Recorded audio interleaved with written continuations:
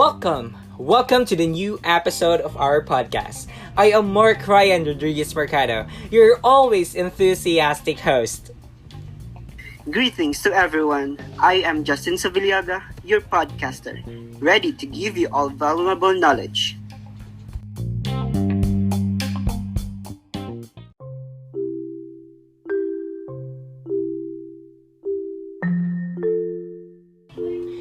Speaking of valuable knowledge, partner, we have a very interesting topic for today's episode. We know that some of our listeners were requesting this particular topic.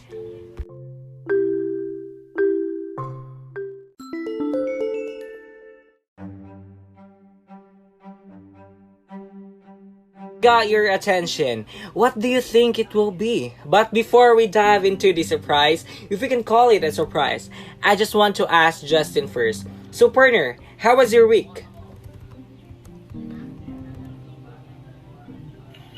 Oh, I have an interesting week, partner.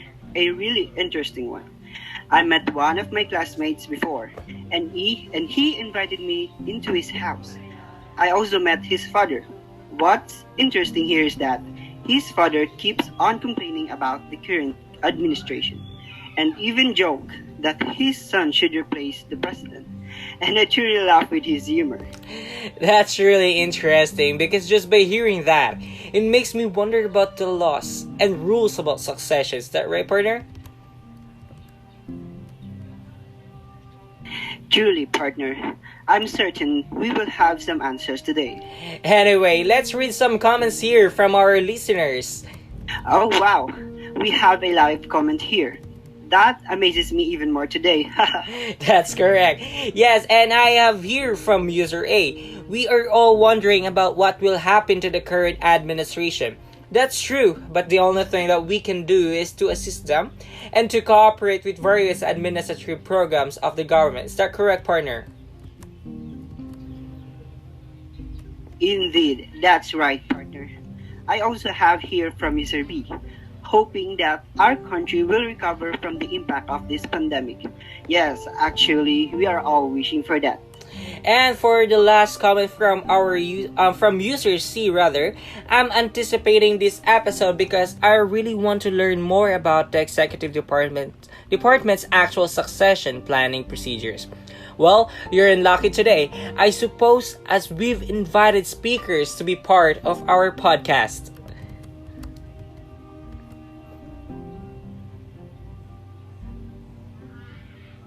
That's correct. It signifies that you should keep in touch with us today so that we may have a highly educational discussion where we discuss our issue.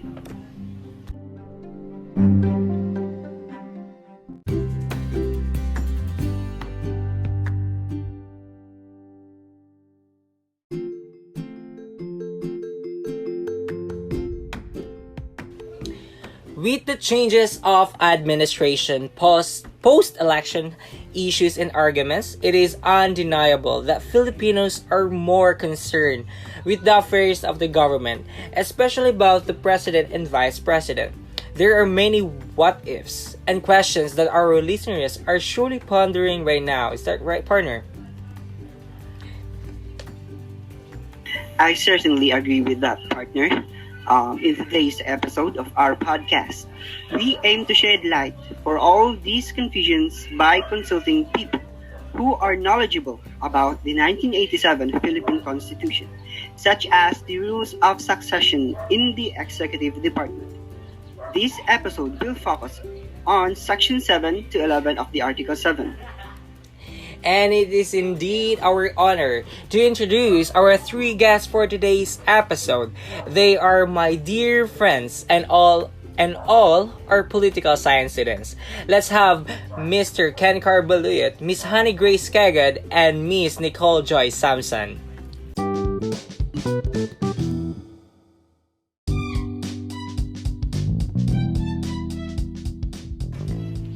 Yes. Welcome. Thank you for being our guest for today. We are truly glad. We are also glad to be here. Thank you so much. We hope to help you understand. And thank you so much for accepting our invite here in our podcast for today. Yes, actually, we invited you today because there are very interesting topics that need to be discussed.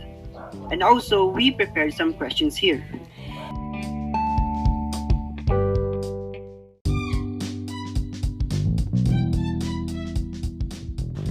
So here is one of our questions, and it goes to Miss Nicole. Does the winner of the presidential election can assume office right after knowing that he won the said election? To 1987 Philippine Constitution and Article 7, Section 7, the President-elect and the Vice President-elect shall assume office at the beginning of their terms. It means not right after knowing the result of the election, but at the start of their term. For example, the election happened on May 9, and then on May 11, the winners were already known. The winners, let's say the presidential winner, cannot automatically assume office on May 11. As far as we know, the beginning of their term will start at noon on the 30th day of June. Thank you for that, Miss Nicole. Another question for you. But what if the president has not been chosen during the election or fails to qualify to the seat of the president, or who will be the president? In line with that, in paragraphs 2 and 3 of Section 7 stated that if the president-elect fails to qualify, the vice president-elect shall act as president until the president-elect shall have qualified. And if the president shall not have been chosen, the vice president-elect shall act as president until a president shall have been chosen and qualified. Alright, thank you so much for that very informative answer, Miss Nicole. For the next question, it goes to Miss Honey. What if the president dies? Would it be possible that his son or daughter will assume his unexpired term?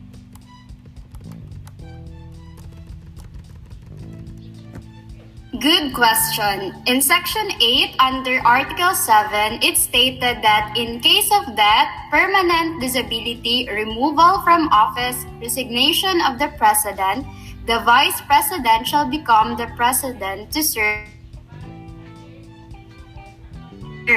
Following the Constitution, it is clear that there is no provision that allows the daughter or the son to serve the unexpired term, but rather that it should be the vice president. Thank you, Miss Honey. A follow-up question. From the question that you read, I just want to know if there were instances in which the president resigned, and if there are, what happened to that case? So in the case of Estrada versus Arroyo, one of the issues is whether or not the petitioner, which was Estrada, the president, or should be considered resign as of January 20, 2001, when respondent, which was Arroyo, took her oath as the 14th president of the republic. So how should we know, or what is the basis if the president really resigned? According to the Supreme Court, in this case, resignation is not a high-level legal abstraction. It question, and its elements are beyond quibble. There must be an intent to resign, and the intent must be coupled by acts of relinquishment. The validity of a resignation is not governed by any formal relinquishment as to form. It can be written, it can be expressed, it can be implied. As long as the resignation is clear, it must be given legal facts. So in the case at bar, the facts show that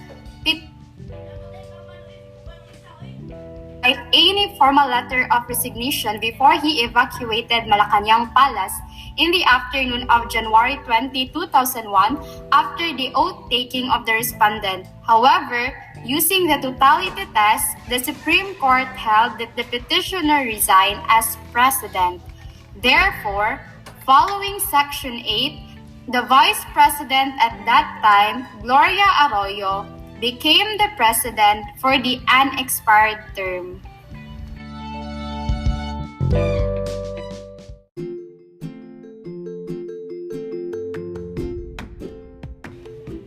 Thank you for that very informative answer, Miss Honey. And for the next question, it goes to Mr. Ken.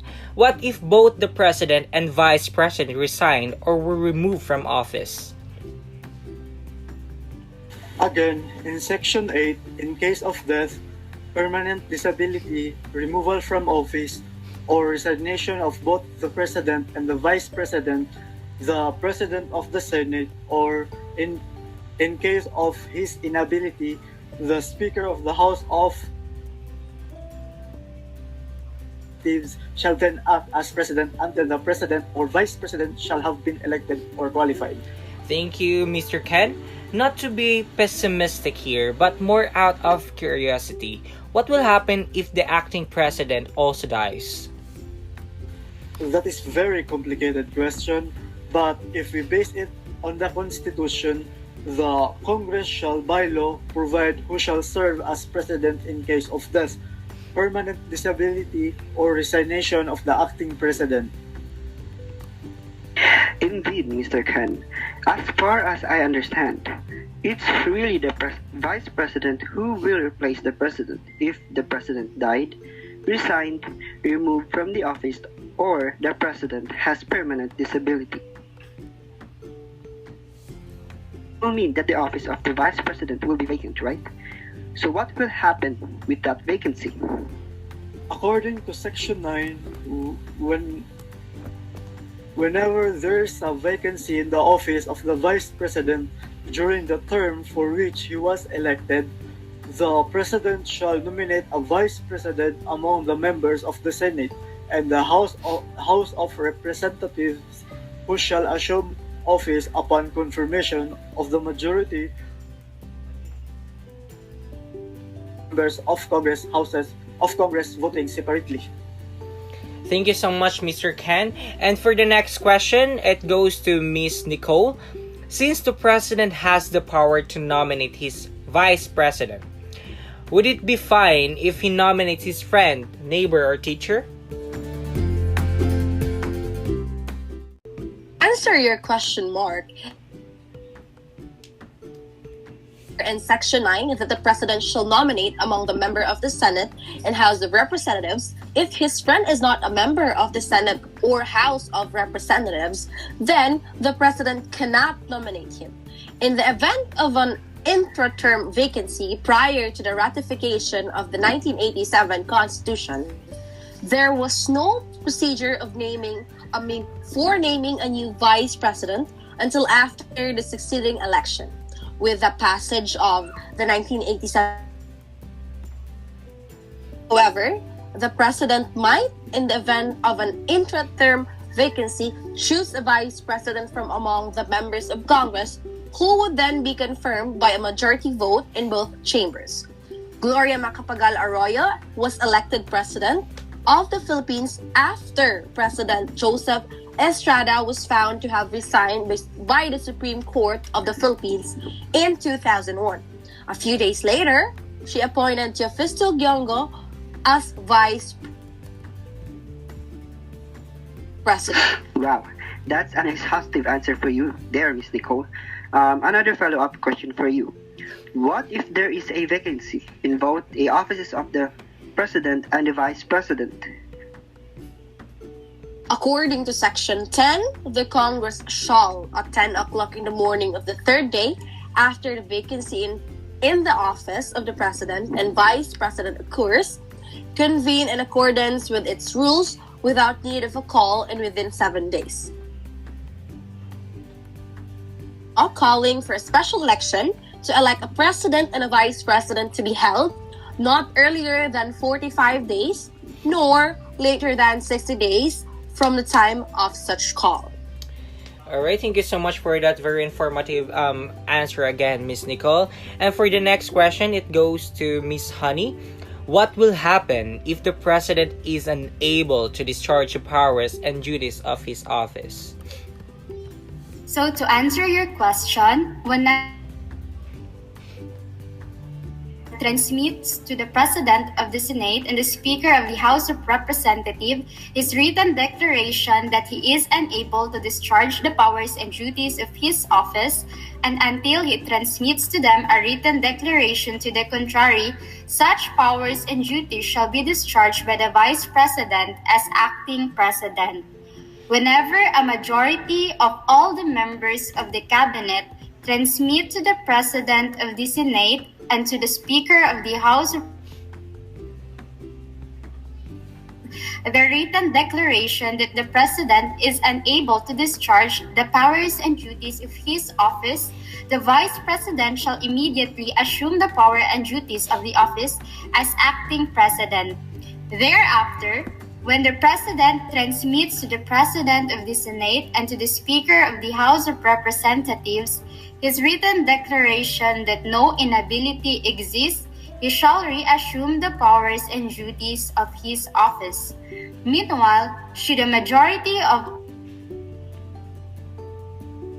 the Cabinet transmit within 5 days to the President of the Senate and to the Speaker of the House of Representatives the written declaration that the President is unable to discharge the powers and duties of his office, the Congress shall decide the issue. For that purpose, the Congress shall convene, if it is not in session, within 48 hours in accordance with its rules and without need of call. If the Congress, within 10 days after receipt of the last written declaration, or if not in session, within 12 days after it is required to assemble, determines by a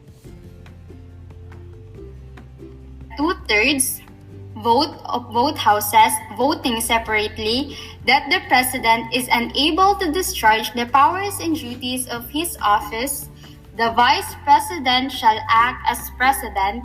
Otherwise, the President shall continue exercising the powers and duties of his office.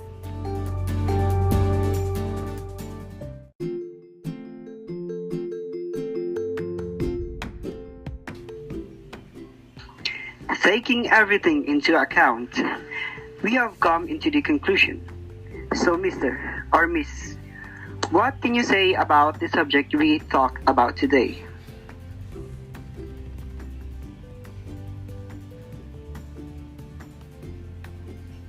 Presidential succession to the office of President of the Philippines is outlined in the 1987 Constitution.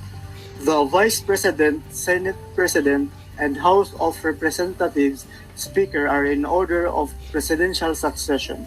The information on how the succession process functions in our executive department is provided by Sections 7, 8, 9, 10, and 11. And actually, we are aware of the step-by-step method. Perplexing to all of us. But if you carefully examine the 1987 Constitution's Article 7 of the Executive Department, especially those sections were highlighted, we will have the knowledge needed to comprehend the process in its entirety. As a matter of fact, we cannot simply remove someone from their post, particularly the President, for any reason we choose. Instead, we must uphold the provisions of the Constitution, which serves as the basis for all legislation passed by our legislator. It goes without saying that we urge everyone who is listening to us now to carefully read the entire Constitution, not just the provisions we discussed today.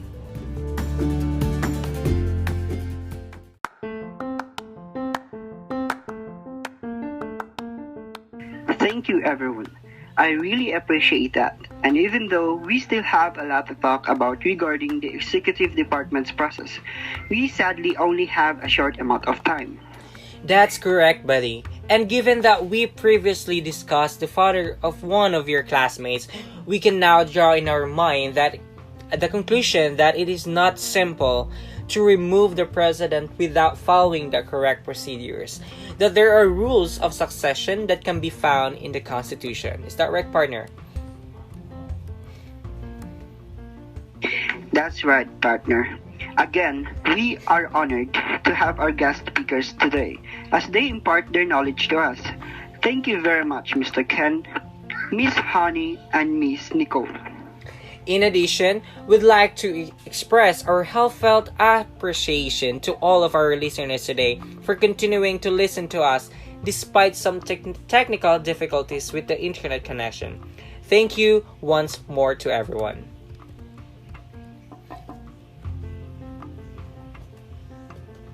Please follow our podcast page or subscribe to our page. Also, your feedback is important to us because it will help us make our next episode more relevant to our listeners. Again, this is Marc Ryan Rodriguez Mercado. And this is Justin Savillaga. Your enthusiastic Podcaster. Thank you very much, and bye-bye.